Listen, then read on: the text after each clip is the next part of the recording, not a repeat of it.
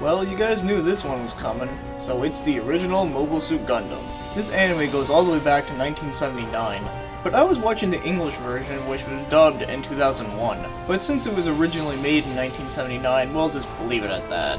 Now, I have seen this anime before doing this feature, but it was quite a while ago, so I had to rewatch it again in case I forgot anything. So it's pretty obvious to know that Gundam is a very popular franchise, in fact it actually still is. But one thing you wouldn't believe is that at the time when this was originally released, it got some pretty low ratings, and the reason why it still is continuing as the way it is today is because Bandai has started to make some models based after some mobile suits, and it got really popular after that. So in a way, its merchandising actually helped out the show and is now as big as ever.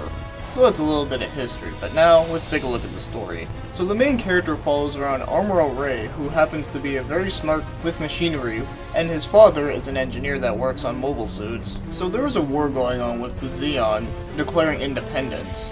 So what starts to happen is that Side 7 colony gets under attack by the Zeon. So Amuro and Frua end up evacuating the area. But when that's trying to happen, a whole bunch of civilians end up getting killed, and one of them being Frua's mother, so of course, that's a pretty sad moment. So what happens after that is that Amuro decides to be a man and hijack the closest thing he can find, and he ends up finding a mobile suit, and a really powerful one at that, called the RX-78 Gundam.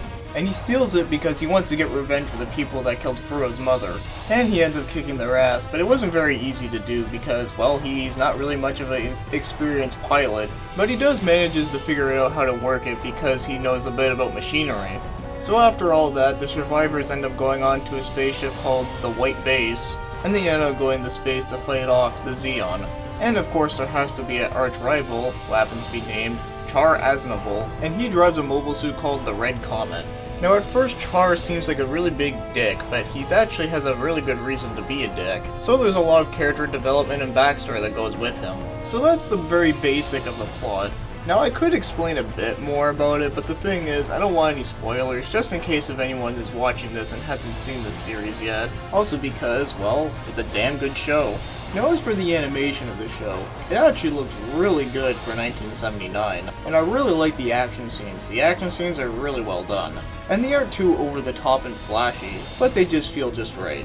Now as for the voice acting, like I already said, I'm actually doing the English version, and the voice acting is passable. It does have some really good elements, but at the same time, there are some cheesy parts, and some parts that just end up sounding more funny than anything. But I really do like Brad Swale as Amuro, and Michael Kopsa as Char is also really good too. But Fro's voice on the other hand gets really annoying. But for the most part, it's at least passable and I'm okay with it. And this is definitely a good start for a great franchise. So if I had to rate this, I'm gonna have to give it a 9 out of 10. I know that may seem a bit high, but you know, I just really enjoyed this anime a hell lot. And you know what's really weird, is that this actually was not the first Gundam series I've ever seen. If you wanna know what the first one I ever seen was, well, you wouldn't believe it, but it was actually Gundam Seed. Yeah, the one that tends to get a lot of hatred.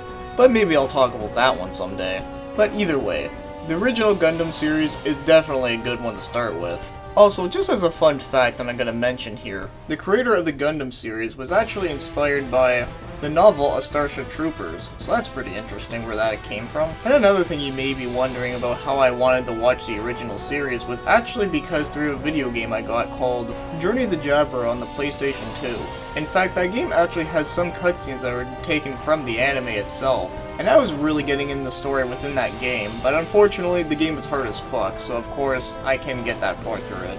So then I said screw it, I'll just watch it online, and that's how I did.